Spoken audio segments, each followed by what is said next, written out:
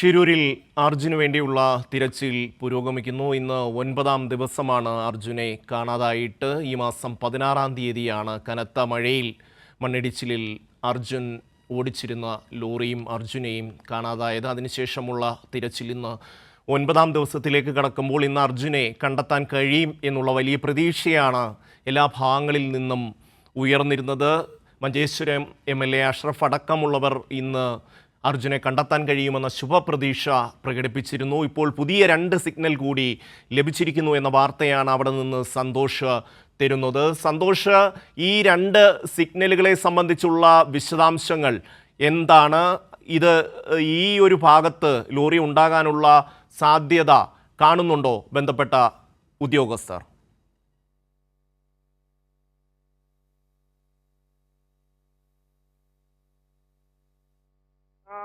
ഷമി, ആ സിഗ്നൽ ലഭിച്ച ഭാഗത്ത് തന്നെ നേവിക്ക് ലഭിച്ചിട്ടുള്ള സോണാർ സിഗ്നൽ ലഭിച്ച ഭാഗത്ത്, അതോടൊപ്പം തന്നെ ആർമിയുടെ റഡാറിൽ സിഗ്നൽ ലഭിച്ച ഭാഗത്ത് തന്നെയാണ് ഇപ്പോൾ ഈ മണ്ണ് മാറ്റി പരിശോധന നടത്തുന്നത്. ആ ഒരു മണ്ണ് മാറ്റിയുള്ള പരിശോധനയിൽ ആ ഭാഗത്ത് ഈ ട്രക്ക് ഉണ്ടാകും എന്നുള്ള പ്രതീക്ഷയാണ്. അത് തന്നെയാണ് ഈ കർണാടക റവന്യൂ മന്ത്രി ഈ ഒരു ട്രക്ക് ഇവിടെ ലൊക്കേറ്റ് ചെയ്തിട്ടുണ്ട്, അത് വൈകാതെ കണ്ടെത്താൻ കഴിയും എന്നുള്ള രീതിയിൽ ട്വിറ്ററിലൂടെ ഈ ഒരു വിവരം പങ്കുവെക്കുകയും ചെയ്തത്. ആ ഭാഗം കേന്ദ്രീകരിച്ചുകൊണ്ട് തന്നെയാണ് ഇപ്പോൾ പരിശോധന നടക്കുന്നത്. എന്നാൽ വളരെ ശക്തമായ മഴ വീണ്ടും ഇവിടെ മഴ പെയ്യുകയാണ്, കാറ്റും മഴയും പെയ്യുകയാണ്. ഈ കാറ്റിലും മഴയിലും ഈ മണ്ണ് മാന്തുന്നത് ഉൾപ്പെടെ തടസ്സപ്പെടുന്ന സാഹചര്യം ആണുള്ളത്. വളരെ പ്രതികൂലമായ കാലാവസ്ഥ തന്നെയാണ്. സന്തോഷ്, ഈ കൃഷ്ണ ഗൗഡ 49 മിനിറ്റ് മുൻപൊരു ട്വീറ്റ് ഇട്ടിരിക്കുന്നു. അതായത് ഈ വെള്ളത്തിനടിയിൽ ഒരു ട്രക്ക് ഉണ്ട് എന്നുള്ളത് ഉറപ്പായിരിക്കുന്നു എന്നുള്ളതാണ് അദ്ദേഹത്തിൻ്റെ ട്വീറ്റിൽ പറയുന്നത്. നാവികസേനയുടെ മുങ്ങൽ വിദഗ്ധർ ഇത് സംബന്ധിച്ചുള്ള ശ്രമങ്ങൾ തുടരുകയാണ് എന്ന് അദ്ദേഹം പറയുന്നുണ്ട്. സന്തോഷ്, അത് തന്നെയാണ് നമുക്ക് ഒരു പ്രതീക്ഷയോടുകൂടി കാണുന്നത്. കാരണം കഴിഞ്ഞ ദിവസം ഈ സിഗ്നൽ ലഭിച്ച സ്ഥലത്ത് എന്താണ് അത് വസ്തു എന്നുള്ളതിനെ സംബന്ധിച്ച് വ്യക്തത ഒരു ഔദ്യോഗിക സ്ഥിരീകരണം ഉണ്ടായിട്ടില്ല.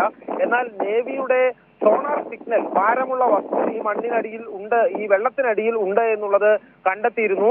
അത് ഒരു ട്രക്ക് തന്നെയാണ് എന്നുള്ള ഒരു സ്ഥിരീകരണമാണ് ഇപ്പോൾ കർണാടക റവന്യൂ മന്ത്രി കൃഷ്ണ ബൈരഗൌഡയുടെ ഭാഗത്ത് നിന്നും ഉണ്ടായത്.